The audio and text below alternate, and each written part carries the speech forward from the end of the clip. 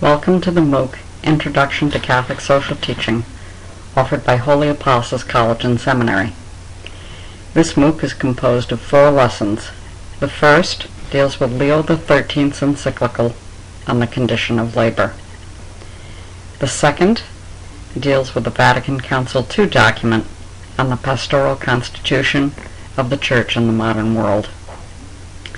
The third lesson deals with John Paul II's on the 100th anniversary of On the Condition of Labor, and the fourth deals with Benedict XVI's encyclical, which deals with charity and truth. Lessons 1, 2, and 4 have a slideshow with audio. Lesson 3 has a slideshow. At the end of each lesson, there is a true and false quiz that you can take to see how much of the information you have retained. There is also a final exam at the end of the last lesson.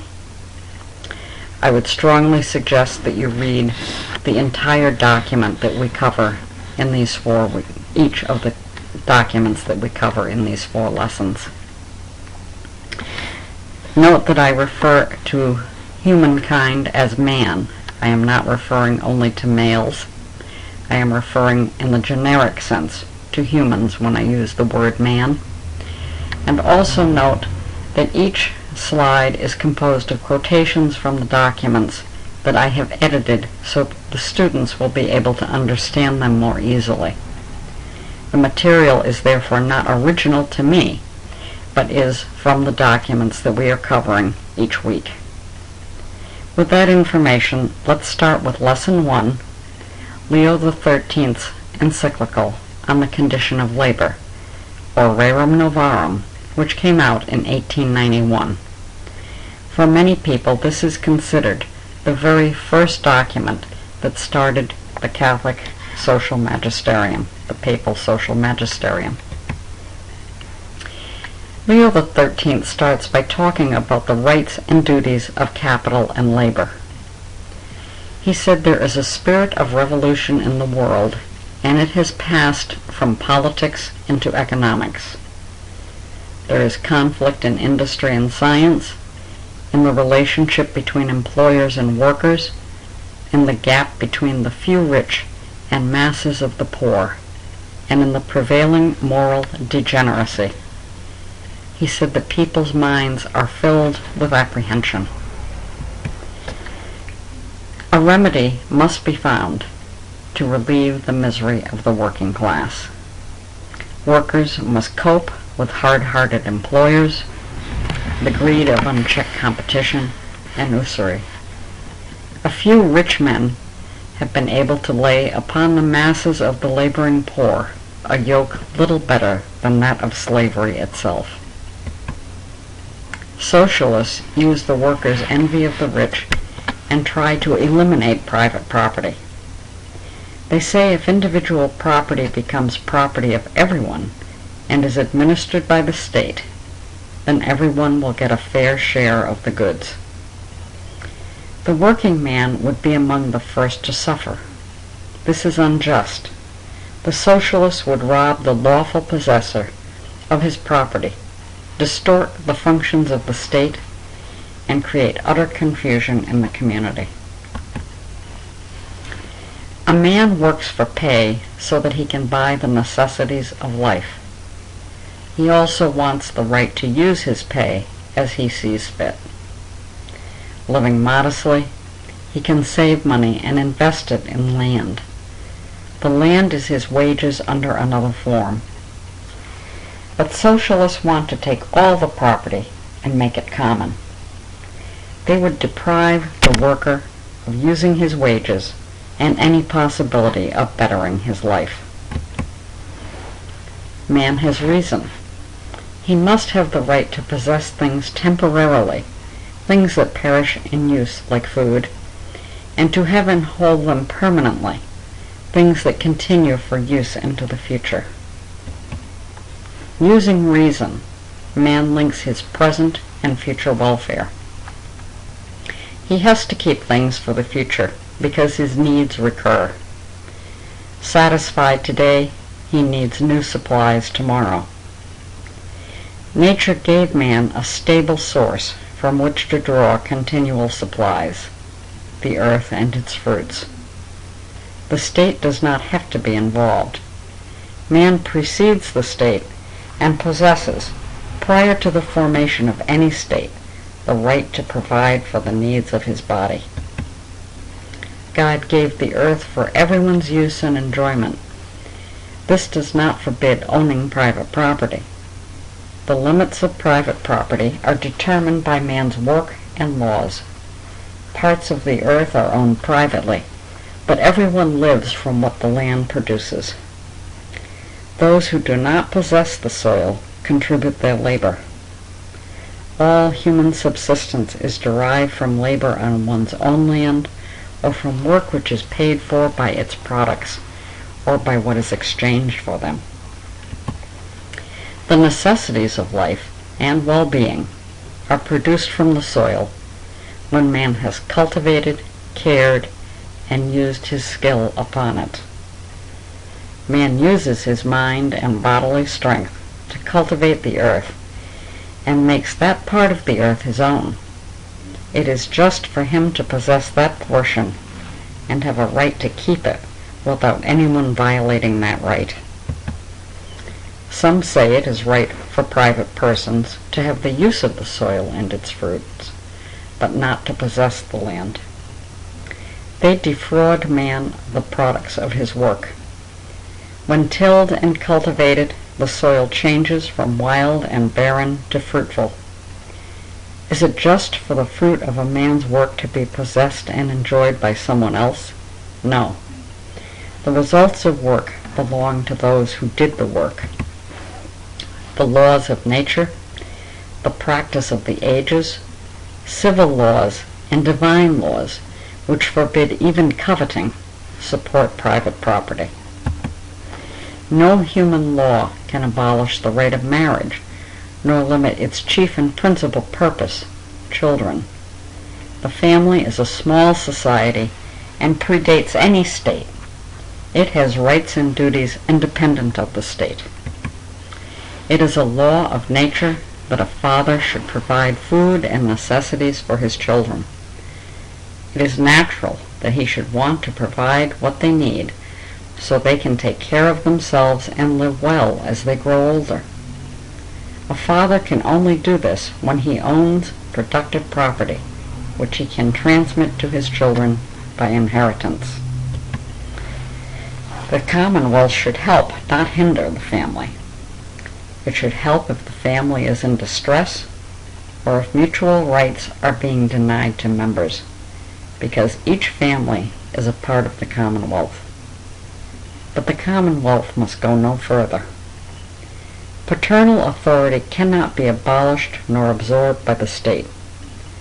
When socialists set parents aside for state supervision, they act against natural justice and destroy the structure of the home. If private property was eliminated, there would be other negative effects on the civic order: envy, mutual invective, and discord. The sources of wealth would run dry because no one would use his skills or industry. Equality would level everyone to a condition of misery and degradation. The socialist principle of community of goods must be rejected. To alleviate the misery of the masses, private property must be inviolable. So what is the remedy? Civil society cannot be reduced to total equality. People have different skills, health, strength, etc. This results in unequal conditions, but it is an advantage because social life is maintained by these differences. Each man usually chooses the part which suits him. There will always be pain and hardship while man lives on earth. These are the consequences of sin. Man's lot in life is to suffer and endure. It is useful to look at the world realistically and to seek solace from these problems elsewhere. People are wrong to think that the classes are naturally hostile and employers and workers must live in conflict. The opposite is true. Capital needs labor, and labor needs capital. Religion can draw the classes together by reminding each of its duties to the other and of the obligations of justice. The duties of the worker are fully and faithfully to perform the work which has been freely and equitably agreed upon, to never injure the property nor outrage the person of an employer, to never resort to violence in defending their own cause, nor engage in riot or disorder, and to have nothing to do with men of evil principles. The duties of the owner and the employer are much more vast. Do not treat workers as bondsmen, and respect every man's dignity. Working is creditable, not shameful, to a man. To misuse men as instruments for gain, or to value them for physical powers alone, is shameful and inhuman. See the worker has time for his religious duties, not be exposed to corrupting influences and dangerous occasions, and not be led to neglect his home and family or to squander his earnings. Never tax workers beyond their strength, or employ them in work unsuited to their sex and age. Give everyone what is just. To exercise pressure on the poor for gain, and to gather one's profit out of the need of another, is condemned by human and divine law. To defraud anyone of due wages is a great crime. Religiously refrain from cutting the worker's earnings. The Church tries to bind the classes in friendliness and good feeling. By considering the next life, man can understand and value the things of this life. God created us for heaven, not for the transitory things of earth. Having riches and other good things is irrelevant to the next life, except to make sure to use them correctly. By Christ's example, His grace and the hope of heaven, He has made pain and grief easier to endure.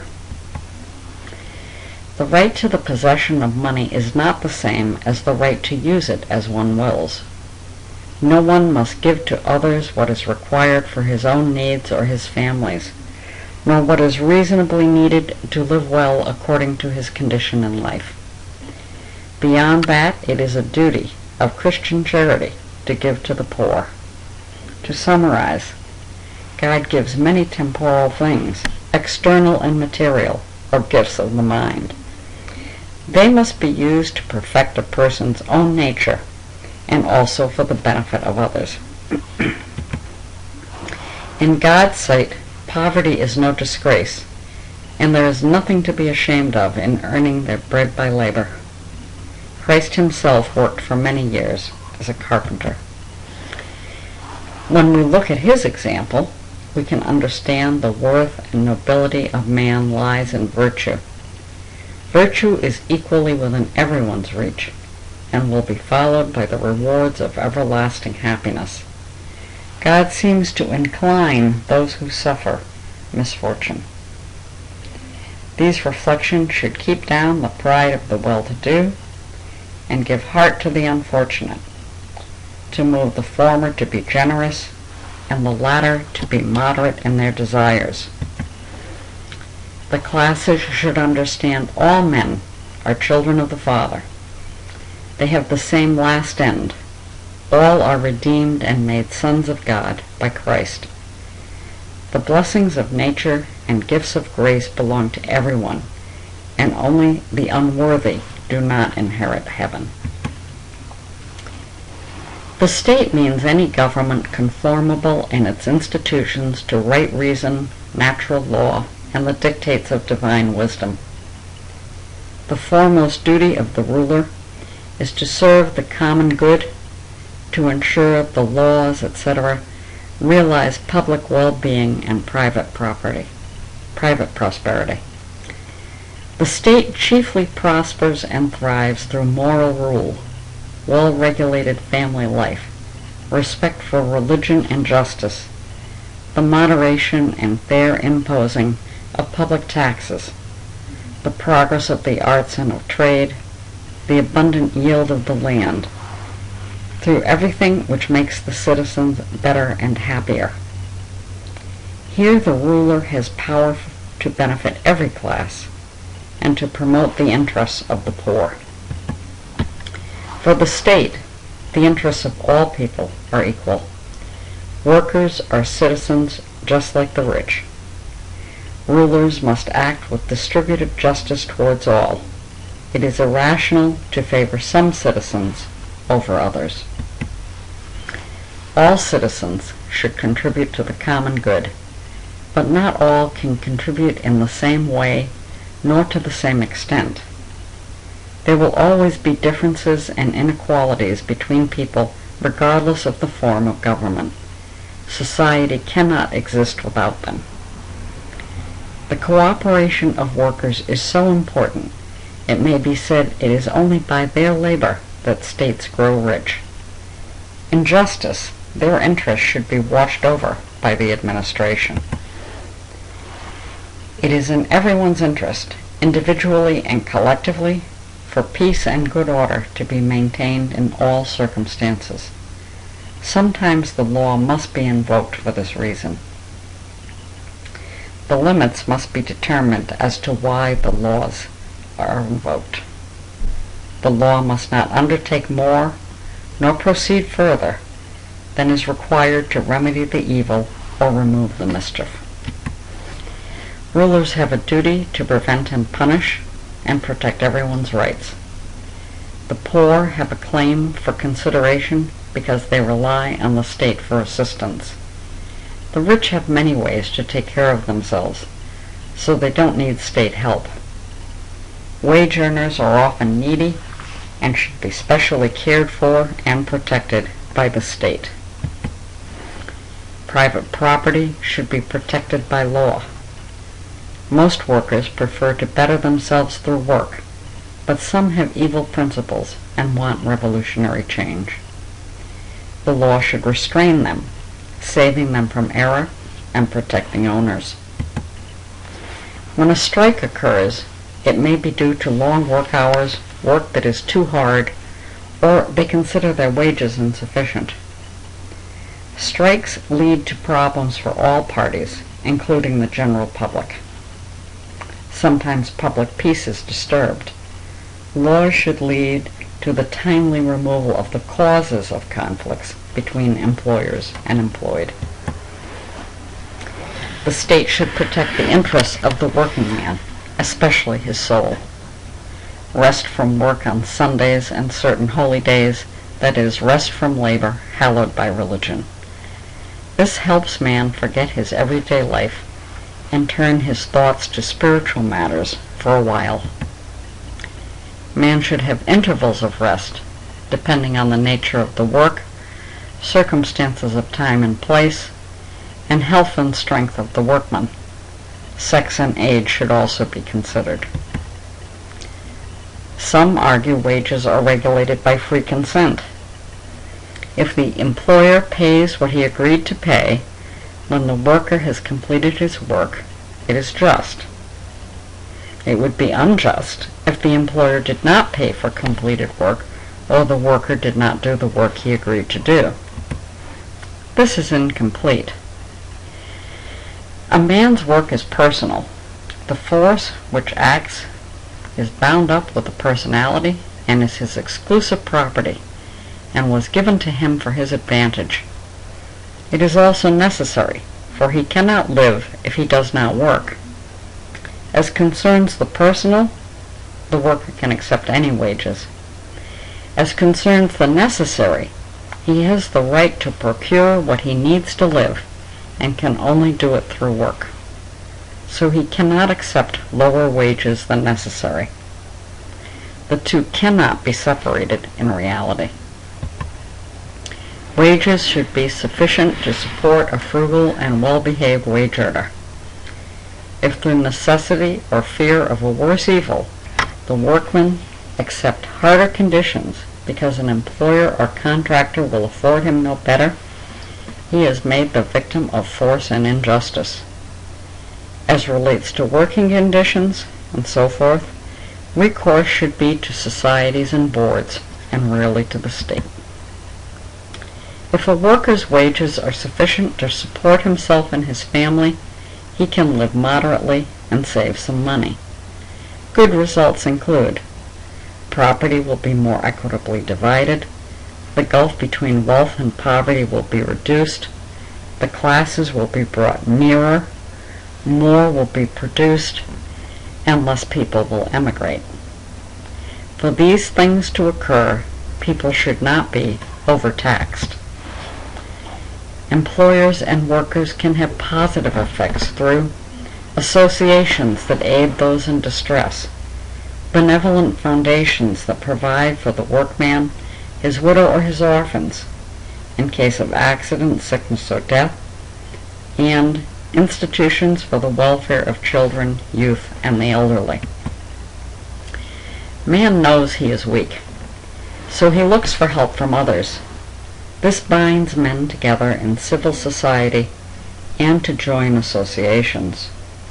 This is a natural right of man and should be protected by the state. Civil or public society exists for the common good and is concerned with everyone's interests and individual interests in some circumstances. Private societies are concerned with the interests of their associates. They cannot be absolutely prohibited by public authority, even though they exist in civil society. However, the law can prevent associations from forming or dissolving ones already existing, in which men join for evil or unlawful purposes or to do harm to the state. Church confraternities, societies, and religious orders are responsible only to the church in their religious aspect. The state has no rights over them, nor can they claim any share in their control. The state has a duty to respect, cherish, and defend them. Christian workers should form their own associations and unite to be free of oppression if an association is controlled by secret leaders with evil principles, or if their religion will be exposed to peril. For an association to be effective in attaining its goals and objectives, it should have a firm and wise administration and government. The association should adopt rules and regulations the members think will lead to those goals and objectives. Workers' associations should be organized and governed to furnish the means to help each member to better his condition to the utmost in body, soul, and property. Primary attention should be paid to the duties of religion and morality. Social betterment should also have this primarily in view. Our association should look first and before all things to God. I hope you enjoyed this first lesson and hope to see you next time in Lesson 2. Thank you.